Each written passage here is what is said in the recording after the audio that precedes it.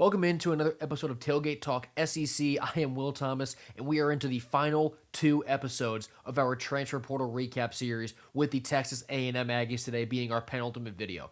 So the Aggies, they made the run to the playoff last year. They were undefeated through 11 games. Then they lose at Texas, so they don't make it to Atlanta, and then they lose at home to Miami in that first round playoff game where they only scored 3 points.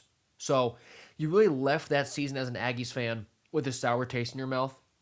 Right, I mean, losing your last 2 games after how good the beginning of the season was. Not even beginning, how good the first 11 games of the season were. But now you turn your attention to 2026, and there's really no reason to believe that A&M can't be right back where they were, or maybe even better this year.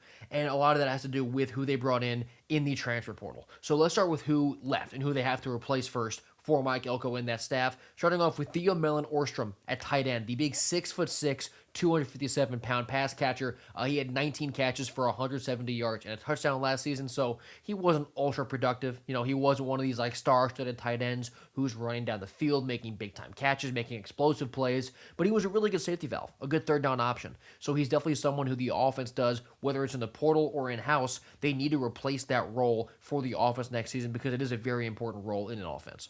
And then 2 guys on defense here. Dylan Evans on the defensive line. He was a 4-star kid. He's 6'5", 310 on that front. He only had 5 tackles as a freshman, but you watch him play. You see his athletic profile. You see what he's rated. Dylan's a guy who I was really excited to see develop, and I still am. He's still in the SEC. I'm excited to see how he plays out this year, but it is definitely a loss on the defensive front for the Aggies. And also on the D-line, Solomon Williams off the edge. He is gone. He was another 4-star guy. He's 6'1", 250. He had 6 solo tackles last year, so he's the second young, talented defender on that defensive front for the Aggies who is leaving, and they'll have to replace, really, for the years to come, given how young they are and the projected production that they would have had if had they stayed in College Station. But then back on offense here, they also lost Isaiah Williams out at receiver.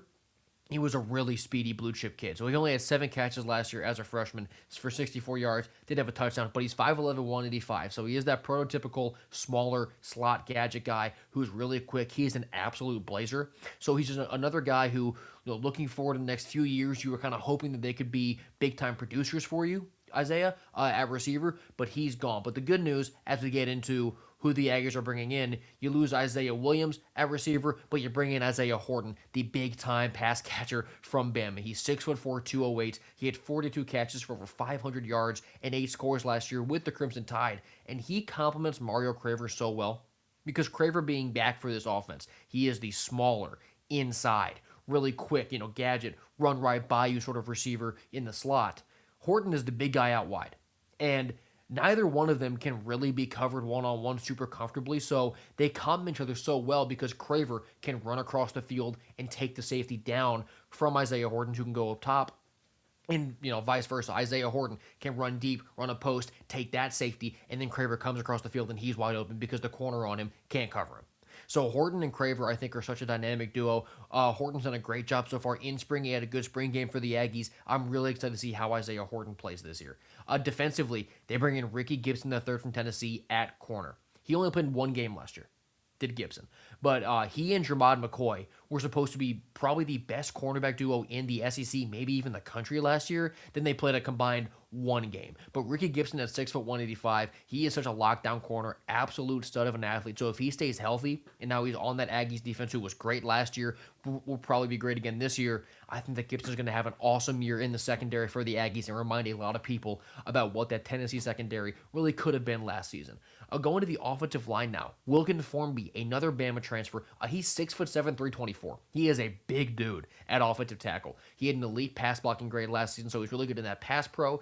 To help try and give Marcel Reed a little more time, let him be calm so he's not panicked, not running around, not making rush decisions. I'm a big fan of this ad for A&M. I think it's a position of need. Obviously a priority spot regardless, but for A&M specifically, I do believe that upgrading at O-tackle with a guy like Formby is incredibly important.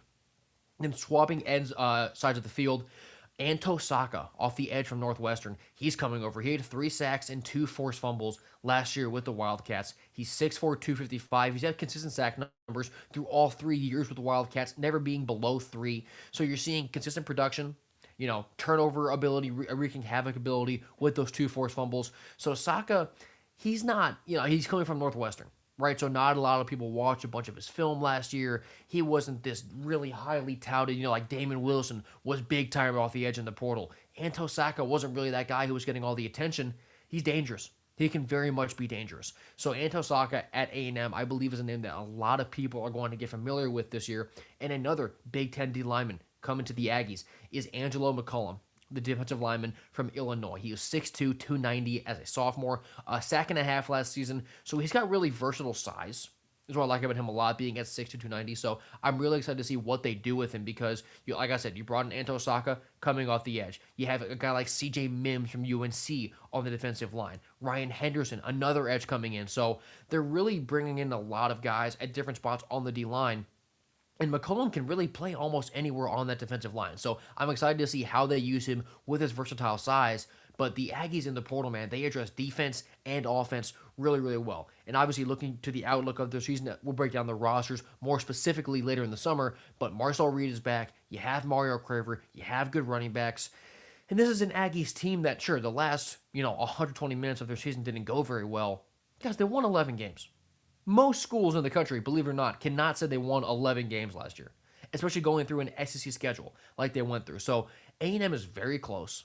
It would not shock me at all if they're in the running for the SEC, for a playoff spot, maybe even a championship again this year.